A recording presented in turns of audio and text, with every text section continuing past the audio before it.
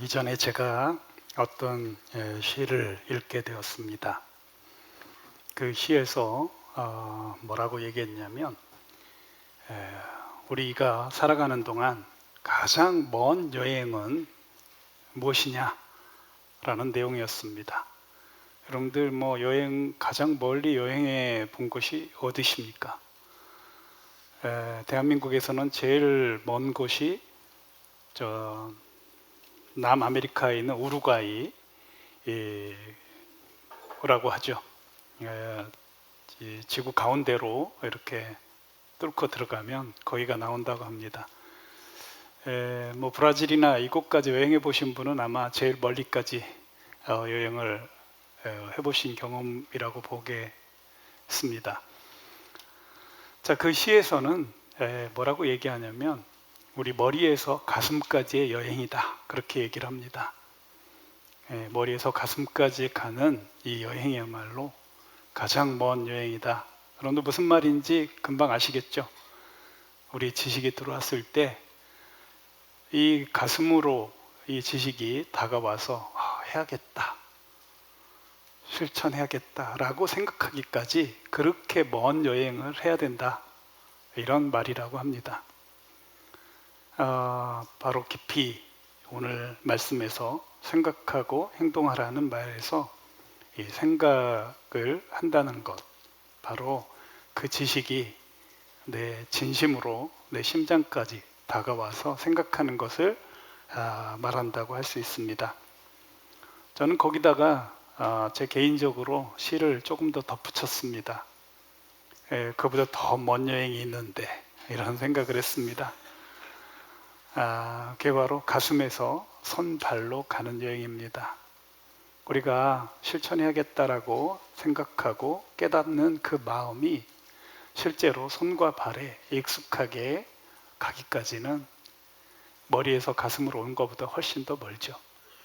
또 실제적으로도 멉니다. 여기서 가슴까지보다 여기서 손과 발까지 가는 게 실제적으로 멀기도 합니다.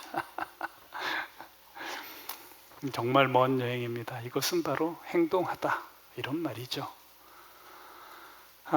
오늘 지금 빌립보서 4장 우리 8, 9절은 우리 1절에서부터 쭉 지금 9절까지 하나의 문맥이라고 생각하시면 되겠습니다.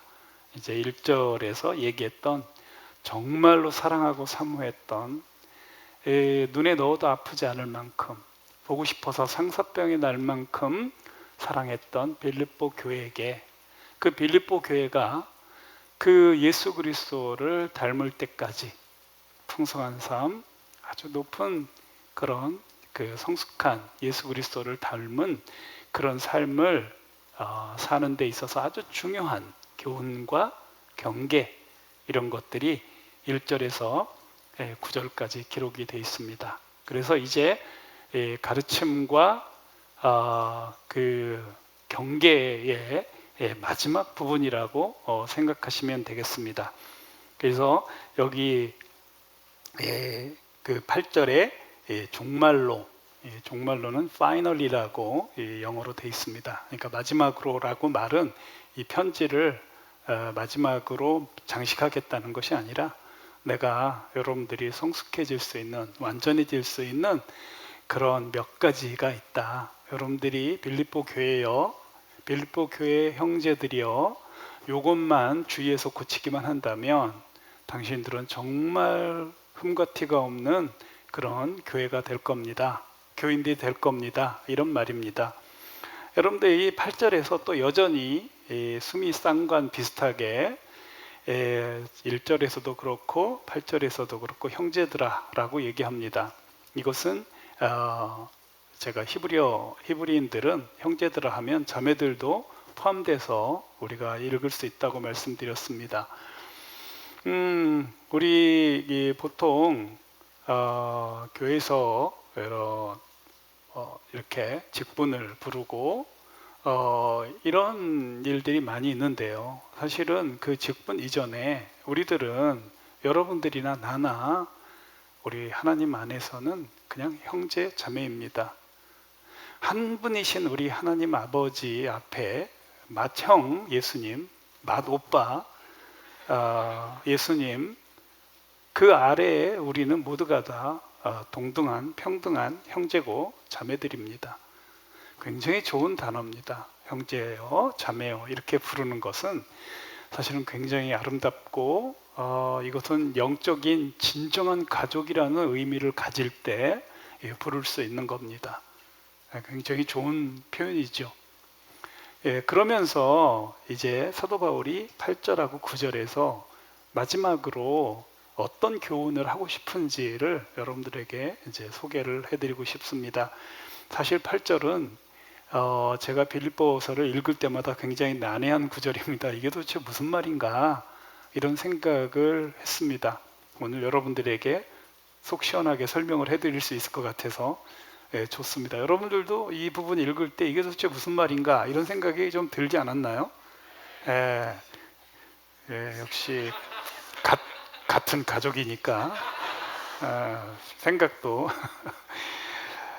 자, 이 8절에서 이게 말하는 이 말의 힌트가 어디에 있냐면 여기 마지막 8절 마지막 부분에 무슨 덕이 있든지 무슨 기림이 있든지 이것들을 생각하라. 이 말에 지금 8절에 그 의미가 포함되어 있습니다. 여기 있는 8절에 무슨 덕이 있든지라는 이 덕이라는 말은 이게 여러분들이 철학을 좀 공부하신 분들은 이 그리스 철학에 나오는 그런 단어인데요. 이 아레테라는 말입니다. 아레테. 들어보신 적 있나요, 혹시? 철학을 좋아하는 분들은 이 소크라테스나 플라톤이나 이런 사람들이 끊임없이 추구했던 도덕적 탁월함, 선함, 뭐 이런 것들을 아레테라고 했습니다. 그래서 지금 우리 성경에서도 이 사도 바울은 그 당시 스토아파들이 주로 썼던 이런 아레테라는 개념을 가지고 와서 성경에다 기록을 했습니다.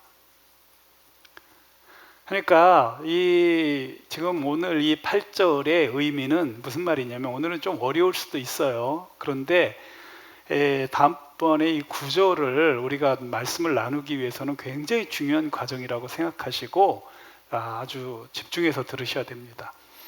그래서 지금 이건 탁월한 도덕성 또 탁월한 선함 그들이 그 스토아파들 우리 그렇게 애지중지했던 이 아레테라는 단어를 여기다 기록한 것은 여러분들이 그걸 아셔야 합니다. 이 사도 바울은 이 8절에서 그 당시 그리스 문화의 아주 대표적인 사상이었던 이 아레테 개념을 여기에 끌고 들어온 거라고요.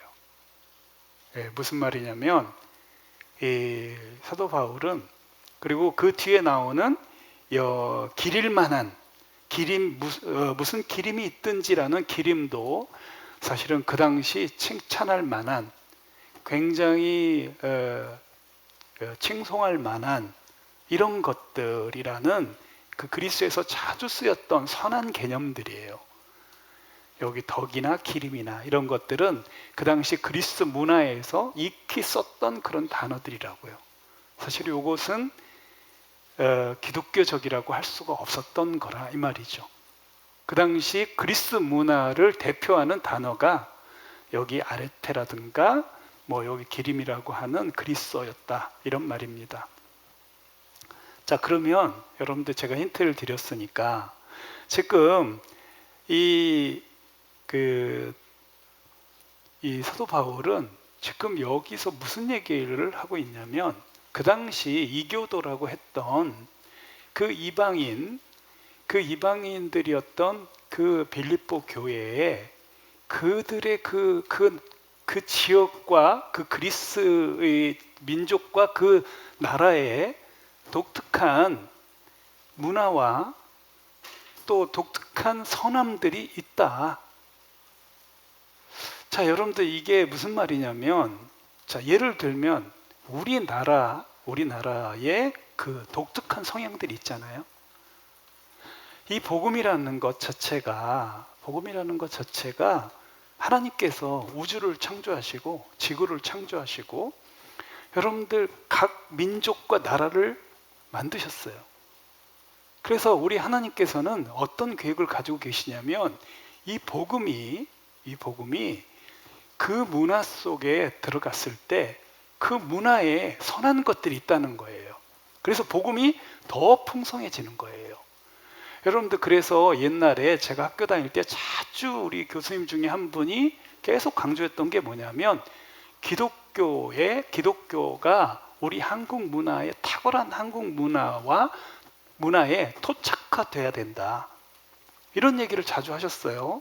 그리고 여러분들, 우리나라의 그 신학을 하신 그런 많은 그 박사님들도 특히 이 실천 신학이라고 하는 그런 분야에서는 대부분 한국의 신앙과 관련된 논문을 써요. 그러니까 여러분들, 우리나라는요, 다른 나라와 다른 아주 독특한 문화를 가지고 있는 겁니다. 우리나라는. 마찬가지로 지금 이 그리스라는 나라도 그들이 그 기독교가 들어가기 전에 가지고 있었던 기본적인 아르테가 있었다, 이 말이에요. 기본적인 선이 있었다는 거죠. 그래서 그런 것들에 대해서 지금 사도 바울은 그것을 깊이 생각해라, 그렇게 얘기하고 있는 거예요. 그들의 문화, 그 나라의 문화, 이것들을 무시하지 말고 잘 생각해라. 여러분들, 이 생각하라는 단어는 그리스어로 평가해라, 깊이 생각해봐라, 조사해봐라, 이런 말입니다. 단순히 이 생각하다는 말은 그냥 머리로만 생각하라는 게 아니라 깊이 있게 한번 평가해보고 그것을 우리가 본받을지 말지를 결정해라. 이것에 대해서 무시하지 마라, 이런 말이죠. 자, 여러분들, 대표적으로 우리나라 같은 경우 여러분들 전 세계에 없는 아주 독특한 신앙이 있죠. 새벽 예배입니다. 제가 아는 한 새벽 예배 있는 나라는 우리나라밖에 없는 것으로 알고 있습니다. 우리나라만의 독특한 그런 성향이 지금 여러분들 그 기독교가 들어오면서 새벽 예배라는 그런 전 세계에 없는 그런 아름다운 그런 신앙을 잉태하게 됐고, 그래서 지금 우리나라는 이렇게 전 세계적으로 유명한 기독교 국가가 된 이유 중에 결정적인 이유는 새벽 예배다, 이렇게 얘기하는 분들이 많아요. 여러분들, 오늘 지금 이 사도 바울도 그렇게 지금 빌립보인들에게 얘기를 하고 있는 겁니다. 당신들이 가지고 있는 아르테가 있다. 도덕적으로 탁월하고 아름다운 것들이 있고 선한 것들이 있다, 이렇게 얘기를 하고 있습니다. 여러분들, 그 당시 그 스토아파들이 가장 소중하게 여겼던 몇 가지가 있는데요. 그 중에 하나가 헌신입니다. 여러분들, 그때 이 스토아파들이 추구했던 그런 삶이 뭐였냐면 그 알렉산더 대왕으로 인해서 이 정복, 소유, 그 다음에 공격, 쟁취, 이런 것들이 미덕으로 여겨졌어요. 그래가지고 알렉산더 대왕이 대제국을 이뤘죠. 근데 여러분들, 알렉산더 대왕이 대제국을 이루고 30대 초반에 요절을 해요. 그러면서 여러분들 급격히 그 허탈감에 빠지게 된 그 그리스는 스토아 철학이라는 것이 탄생을 해서 거기서 추구하고 있는 삶은 절제, 금욕, 헌신, 섬김, 이런 것들이 아르테가 된 거예요. 여러분들, 그런 것들은 어떻습니까? 성경적이에요, 아니에요? 상당히 성경적이죠. 네, 그런 거는 성경에서도 계속 추구하고 있는 것들이에요. 근데 성경과 똑같진 않죠. 성경에서 추구하는 거하고는 약간 다르죠. 하지만 그 그리스의 그 아름다운 전통, 이 아르테를 성경과 예수 그리스도의 가르침과 잘 융합이 되면 시너지 효과가 나올 수 있다는 거죠. 여러분들이 전혀 이 아르테가 없는, 그러니까 탁월한 도덕성이 없는 지역에 기독교가 들어가면 어떻게 되겠어요? 굉장히 어렵습니다. 저는 우리 하나님께서 특별히 이 사도 바울을 통해서 이 유럽으로 이 기독교가 전파된 그 이유도 좀 있을 거라고 생각합니다. 저는 여러분들 그 당시 예수 그리스도 당시 최고의 법을 추구했던 그 로마, 이 로마는 사실은 여러분들 그 법을 전공한 분들은 다 아시겠습니다만 거의 여러분들 근대법의 모체가 되고 있습니다. 로마법이. 그리고 로마법은 정말로 공정한 것들이 많이 있었고요. 합리적인 것들이 너무나 많았습니다. 그래서 예수 그리스도 이 성경에 나와 있는 이 법, 그래서 그 당시 사도 바울은 계속해서 그 법에 순종하기를, 그 법을 집행하는 자들에게 순종하기를 여러 군데에서 강조하고 있습니다. 그 정도로 이 로마는 이 기독교가 들어가서 적응하기, 또 승화되기에 아주 좋은 여건을 가지고 있었죠. 여러분들 우리나라도 마찬가지예요. 우리나라도 이렇게 기독교가 융성하게 전 세계에서 유래를 찾아볼 수 없을 만큼 기독교가 확장되고 이렇게 많은 누가 보더라도 기독교 국가인 것처럼 여러분들 하늘에서 보면 십자가밖에 안 보인다고 하는, 여러분들 우리 그 나라는 상당히 기독교에서 추구한 것과 비슷한 것들이 많이 있죠. 뭐가 있을까요? 그 중에 우리 기독교 우리나라의 아르테가 뭐가 있을까요?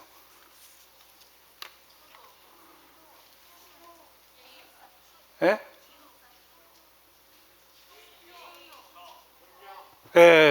동방예의지국. 뭐 여러분들 뭐 동방예의지국을 비판적으로 보는 분들도 계시더라고요. 근데 여러분들 뭐 그 근거가 맞는지 모르겠습니다만, 저 중국의 유명한 그 분이 평생 소원이 그러니까 동쪽의 나라에 와서 예의를 배우고 싶다, 뭐 이런 얘기를 했다고 하죠. 그리고 중국인들이 가지고 있는 기본적으로 이 대한민국 이 동쪽에 있는 우리나라는 기본적으로 기독교가 들어오기 전에 어진 사람들이다, 이런 평가를 했답니다. 실제로 맞죠? 우리나라 여러분들 뭐 3,000년이 넘는 그 역사 속에 공격을 한 것은 뭐 한 번 정도 있었다고 합니다. 그것도 공격이라고 할 수 없는, 여러분들 스시마 섬에, 옛날에 여러분들 스시마 섬은 사실 우리 민족이 많이 살았는데요, 사실은 이 독도는 우리 땅이라고 우기면 스시마 땅은 우리 땅이라고 좀 우겼으면 좋겠어요. 하여간 뭐 여러분들 스시마 섬에 우리 그 민족들을 일본이 공격했을 때 가서 다시 빼앗으려고 공격했었다는 그런 이야기가 있습니다. 그 외에는 공격한 적이 없어요. 대부분 방어. 그러니까 참 우리나라는 어진 민족이죠. 또 우리나라의 대표적인 경우는 겸양 사상이죠. 겸양. 그러니까 사양을 많이 하죠. 됐어, 이렇게. 속으로는 어떨지 몰라도 우리는 3번은 최소한 사양하는 것이 우리나라의 기본적인 성향이죠. 여러분들 이건 아무나 가질 수 없는 거죠. 실컷 일해놓고 뭔가 대가를 주려고 하면 좀 미안하죠. 그리고 여러분들 그 중국인들이 그 당시 생각했던 우리나라는 다투지 아니하는 나라다, 이렇게 평가를 했답니다. 그리고 도둑질이 없는 나라. 여러분들 이거 안 믿어지시나요? 우리나라는 담이 있어요, 없어요? 웬만한 담이 없습니다. 이게 부자들만 담이 있죠. 이 고관대작들이나 담이 있지, 옛날에 그냥 시골에 지금도 가보면 담이 있어봐야 담이에요, 그게. 서울이나 지금 담이 있죠. 지금도 여전히 시골에 가보면 그냥 담 같지도 않아요. 아주 낮고 그냥 이건 우리 땅이요, 우리 집이요 라는 정도의 그런 울타리 정도밖에 없죠. 여러분들 그게 우리나라 민족이 가지고 있는 이 아르테죠. 도덕적 선함이죠. 그리고 중국 사람들이 평가하기를 여성들은 정조가 있고 믿음이 두텁다.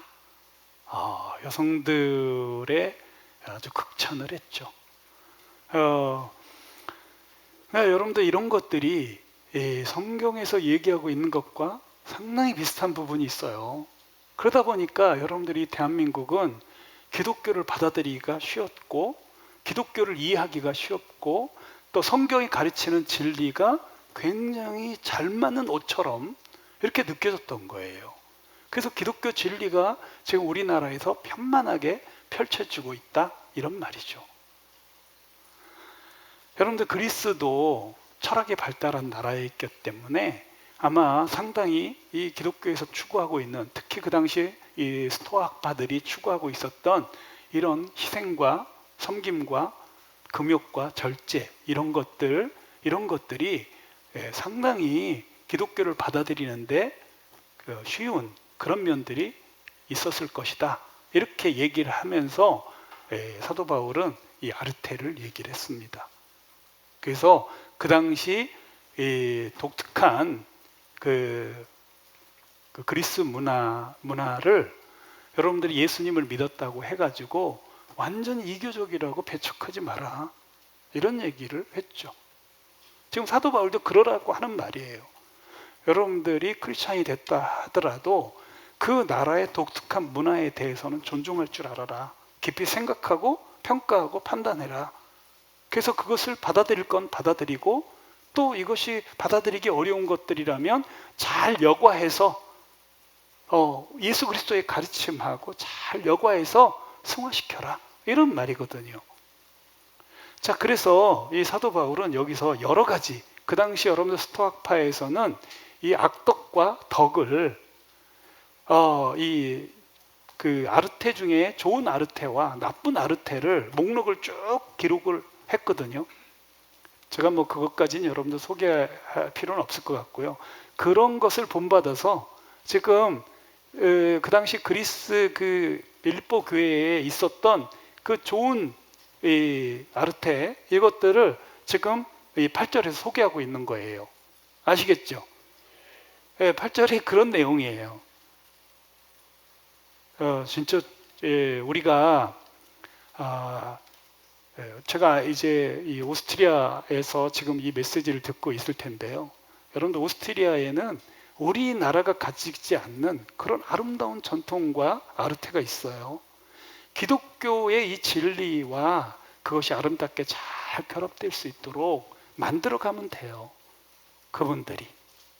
우리는 성경을 전달하는 것뿐이고 이 성경과 이 문화는 여러분들 그 민족, 독특한 민족이 만들어내야 해요.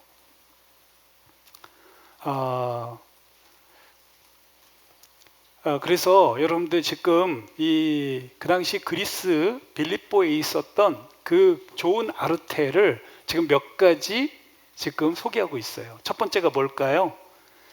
무엇에든지 참되며, 이게 뭐냐면 참된 것이라고 말하는 무엇이든 간에 그 당시 빌립보 지역에서 이것은 참된 거다. 그런 게 있다면 그거 좀 잘 생각해 보고 평가해 봐라. 이런 거죠. 그 다음에 두 번째, 무엇이든지 경건하며, 이 경건하다고 하는 이런 것들이 있을 거 아닙니까? 그들이 이건 경건하다. 여러분들 이 경건하다고 하는 이 말은 뜻이 뭐냐면 존경할 만한 것. 특히 이 경건은 우리가 경건하게 살고자 한다는 핍박을 받으리라 하는 그 경건하고는 약간 다릅니다. 근데 뉘앙스는 비슷한 겁니다. 다시 말하면 우리를 변화시켜 줄 수 있는 어떤 것들, 어떤 신, 어떤 사상, 우리 삶을 변화시키는 뭔가 이런 것들을 경건하다고 합니다. 그래서 그 나라에서 뭔가 굉장히 사람들에게 도전을 주고 사람들을 많이 변화시키는 뭔가가 있다면 그거 깊이 한번 생각해 봐라. 자, 여러분들 지금 우리나라에 여러분들 이 독특한 우리나라 국민성들이 있어요. 정말 신기한 거죠. 지금 여러분들 이 코로나 사태 속에서도 우리가 아주 간단히 생각해 볼 게 있거든요. 뭐냐면 여러분들 지금 우리 방송에서는 계속 유럽에 코로나 확진자들이 몇만 명씩 된다. 그리고 뭐 미국은 뭐 8만 명 뭐 그렇다. 지금 일본 같은 경우도 뭐 5, 600명, 700명 계속 된다. 와, 우리나라는 두 자리야. 아, 정말 탁월한 민족이야. 그럴까요? 여러분들 유럽 사람들이 우리나라를 이해를 못해요. 어떻게 저럴 수 있냐고. 오히려 그들은 우리나라를 미개하다고 생각한다고요. 근데 우리나라 사람들은 그게 마땅해. 우리 사생활이 침해가 되더라도 우리들 국민들 전체의 안위를 위해서라면 희생해야 된다. 이렇게 생각해요. 근데 여러분들 유럽은 반대예요. 뭐 단체가 뭐가 중요해? 내가 중요하지. 나는 코로나 걸려도 괜찮아. 내가 할 거 다 할 거야. 그리고 국가에서도 그거 막지 않아요. 특별히 그냥 강하게 우리처럼 뭐 2단계, 3단계 막 이런 거 하는지 모르겠는데요. 그들은 겨우 마스크 써라. 그리고 뭐 약간의 조처만을 하지 우리처럼 뭐 벌금 물리고 말이에요. 우리처럼 죄인처럼 만들어 나가는 나라는 우리나라밖에 없는 것 같아요. 제가 볼 때. 그런데 제가 이거를 비판하려는 건 아니에요. 우리나라의 독특한 문화라고요. 하지만 우리나라의 문화가 그러니까 여러분들 사도 바울의 권고대로 잘 생각해서 우리나라의 그 전통적으로 내려오는 그 정신적인 흐름 이런 것들을 잘 생각하고 행동을 해라. 좀 불편하더라도 여러분들 꼭 실천해 주시기 바랍니다. 자, 그리고 여러분들 경건하며 무엇인지 오르며, 여러분들 그리스 그 빌립보 지역에서 그들 나름대로 옳다는 것들이 있었어요. 예, 여러분들 그 옳다는 것은 뭐냐면 그 당시 그들이 그리스에서 옳다는 기준이 뭐냐면 그 마땅한 대가를 지불하는 것이라고 해요. 그러니까 일하면 일한 대가를 줘야지만이 그게 옳은 거죠. 그걸 안 주면 옳지 않은 거죠. 그러니까 여러분들 그 그리스에서 이 급료라든지 뭐 일한 만큼 지불하는 거 이런 것들은 굉장히 좋은 거잖아요. 그래서 그리고 자기가 그런 대가를 받는 만큼 의무와 책임감들이 강조가 돼 있었어요. 이건 굉장히 성경적이죠. 이제 그런 것들이 있다면, 그런 것들이 무엇이든 간에 그런 것들이 있다면 잘 생각해 봐라. 그것이 좋은 거라면 그렇게 해라. 여러분들 우리 저스틴이라고 그 유명한 그 순교자가 있습니다. 이거는 초기에 1세기 때에 그런 순교자가 있었는데요. 이 사람이 무슨 얘기를 했냐면 이렇게 얘기했어요. 모든 지역에 있는 사람들이 올바르다고 말한 진리는 다 우리 것이요, 이거였어요. 무슨 말인지 아시겠죠? 그 기독교 정신으로 가득 차 있던 이 사람도 여러 지역, 다른 민족과 나라들에 갔을 때 그들이 옳다고 말하는 그런 진리들은 얼마든지 우리가 수용할 수 있다. 그렇게 얘기를 한 겁니다. 그런데 하나님께서는 특별히 예수님은 유대 배경에서 태어났지만 하나님은 온 인류의 그 독특한 문화들을 존중하고 계시고 또 그런 것들이 좋은 아르테라면 이 탁월한 도덕적인 것이고 선한 것이라면 그 얼마든지 기독교와 더불어서 확장될 수 있다. 그래서 여러분들 이 기독교라는 것 자체가 어떤 아주 그 원리 자체는 분명하지만 적용하는 그런 범위는 계속 커져야 된다. 자, 그리고 여기서 또 무엇이든지 정결하며, 여기서 여러분들 정결하다는 말은 순수하고 순결하다는 말이에요. 그리고 특히 동기가 순수해야 된다, 이런 말입니다. 정결하다는 말은 동기가 순수해야 된다. 뭐 여러분들 물론 이것이 육체적인 순결도 얘기합니다. 사실은 우리나라의 전통 중에 굉장히 아름다운 것이었죠. 우리 몸의 그 정절을 굉장히 강조해서 옛날에 여러분들 뭐 우리나라 그 전통적으로 이 자기의 그 순결과 목숨과 동일하게 여겼던 우리나라의 그 아름다운 전통이 있죠. 근데 이것이 요즘은 뭐 찾아보기가 굉장히 어려운 시대가 돼버렸는데, 어쨌든 여러분들 이 정절이 굉장히 좋은 거죠. 굉장히 좋은 겁니다. 그 정절이라고 부르는 무엇이든 간에 있다면 그것을 잘 생각해보고 받아들일 것인지, 승화시킬 것인지, 아니면 버릴 것인지, 이런 것들을 깊이 생각해라. 굉장히 여러분들 오늘 이 8절은요 광대한 얘기예요. 이거는 여러분들 이 토착화라고 하는 이 기독교가 전 세계에 퍼져서 각 좋은 장점을 가진 문화와 같이 곁들여져서 승화된다는 아주 유명한 논문들도 많습니다. 굉장히 유명한 내용이에요. 그 내용을 오늘 이 사도 바울이 8절에서 담고 있는 거죠. 그리고 정결하며 사랑할 만하며 또 사랑할 만하며 무엇이든지 칭찬할 만하며, 요것은 좀 구별하기가 좀 어렵습니다. 사랑할 만하며 칭찬할 만하며, 이것은 무슨 말이냐면 그 빌립보 지역에서 매력적인 것들, 그러니까 사람들이 굉장히 평판이 좋고 저거는 좋은 것이요 이렇게 얘기한 이런 것들을 말합니다. 그러니까 매력적이어야 된다는 거죠. 그러니까 여러분들 사실은 이 성경에서도 우리 크리스천들은 어디를 가든지 사람들에게 빛나는 존재가 돼야 돼요. 빛과 소금이 돼야 되죠. 그러니까 매력적이어야 돼. 뭔가 매력적이어야 돼. 저 사람 참 멋있다. 굉장히 사랑스럽다 하는 행동이. 그러니까 그런 것들이 그리스도에 있었다는 거죠. 그것 속에 우리가 기독교가 들어가서 저렇게 매력적이면 복음을 받아들이기 쉬울 거 아니에요. 아무래도 그것들을 우리가 갖게 되면, 자, 우리나라에서는 뭐가 가장 매력적이에요? 평판이 어떻게 해야지 평판이 좋은가요? 이 세상에서 여러분들이 말은 안 하셨지만 믿지 않는 자들이 볼 때 저건 참 매력적이고 저건 참 이렇게 칭찬할 만하고 또 사랑스러운 이런 뭔가 아르테가 있어요, 우리나라에.